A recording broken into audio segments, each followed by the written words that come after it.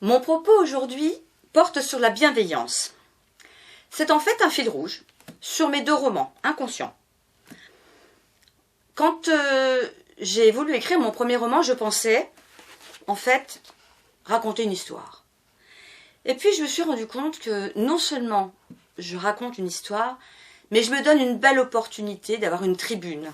Une tribune pour pouvoir exprimer des sujets qui pour moi sont très importants, pour partager aussi mes sentiments et utiliser un petit peu mon esprit méditant.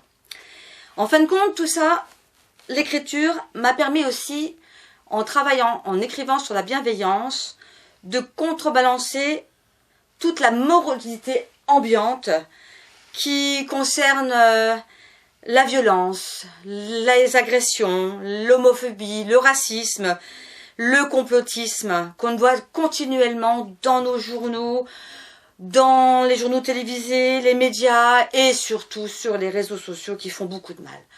Donc, j'ai pris comme sujet la bienveillance.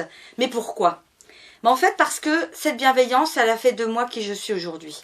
J'ai pas eu une vie facile, une enfance facile, ni une adolescence facile, mais j'ai eu des adultes, des amis, des rencontres, de personnes qui ont fait de moi qui je suis, parce que c'est des personnes qui ont fait preuve de bienveillance, par une image de moi qu'ils ont donnée positive, parce qu'ils ont montré que, au travers de nos défauts, c'est nous, mais qu'on doit les accepter, parce que à force, ça peut aussi devenir des qualités. Donc, au travers de mes deux romans, Cœur en exil, Le goût des promesses, en fin de compte, je parle de deux sujets qui sont très forts. Eh bien oui, la vie n'est pas un long fleuve tranquille. Cœur en exil. Cœur en exil, en fin de compte, le livre est venu comme ça. L'histoire est venue en boucle comme ça. Parce que j'étais moi-même en deuil, j'étais malheureuse, j'avais du mal à faire mon deuil. Et en écrivant ce livre, j'avais toute la première partie qui tournait en boucle. Donc Claire, une jeune femme vétérinaire à Bar-le-Duc, perd du jour au lendemain, par un accident de voiture, son mari et ses enfants. Alors on se dit toujours, on ne peut pas compter sur les autres, c'est fini tout ça, les gens s'en fichent. Ah bon ? Vraiment ? Je ne crois pas, en fait. Moi, j'ai vraiment ouvert les yeux lors de la tempête de 99. J'habitais Trémont. Pendant 4 jours, on s'est retrouvés sans électricité. Donc, des personnes n'avaient plus de quoi chauffer les biberons de leur bébé.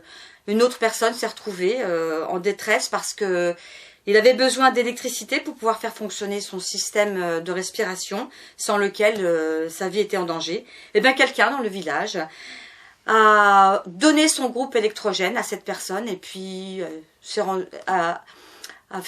savait très bien qu'en fin de compte, son congélateur et le reste seraient perdus. Eh bien, soit. Peu importe, la vie de la personne du village comptait plus. Et ça a fait partie des choses où je me suis dit, voilà, la bienveillance, la gentillesse, l'attention, eh bien oui, ça existe. Donc, cette solidarité, je me suis dit, je vais l'utiliser dans Cœur en exil. Et Claire, en fin de compte, qui va partir parce qu'elle ne veut pas subir la pitié et puis voir les complaintes des gens à son sujet, puisqu'elle est connue, puisqu'elle est vétérinaire, elle va partir dans les Alpes pour se reconstruire ou pas. Eh bien, c'est sans compter sur 2 personnes qui ne la connaissent ni d'Ève ni d'Adam et qui vont tout faire pour que cette jeune femme qui sombre ne continue pas dans le choix qu'elle a fait de se laisser happer par le désespoir. Voilà. Donc ça, c'est l'histoire de Claire. Bien sûr, il va y avoir des rebondissements. Elle va apprendre que l'accident de voiture qui a tué son mari et ses enfants, en fait, eh bien non, ce n'était pas le fruit des hasards, mais ça, c'est toute une enquête qu'il faudra suivre sur le livre. Le goût des promesses, maintenant. Oui, là aussi, un sujet très lourd. C'est l'histoire de Élise. Élise, une petite fille de 9 ans qui, malgré tous ses efforts, va se rendre compte que sa maman ne l'aimera jamais. Pourquoi, elle ne sait pas, mais elle n'est pas aimée. Et Élise, eh bien, des gens autour d'elle, dans le petit village de ville, vont, bien sûr c'est fictif, vont la prendre en charge, vont l'aider, vont l'aimer, vont faire preuve de bienveillance et vont peut-être réussir à faire d'elle une belle jeune femme équilibrée. Mais ça, toute l'histoire est dedans. Mais cette petite fille, elle va devoir combattre bien des rivalités, bien des méchancetés, mais la bienveillance des autres va la porter. Et oui, la vie n'est pas un long fleuve tranquille. Et moi, je veux que dans cette vie qui n'est pas un long fleuve tranquille, je veux faire la part belle à la bienveillance.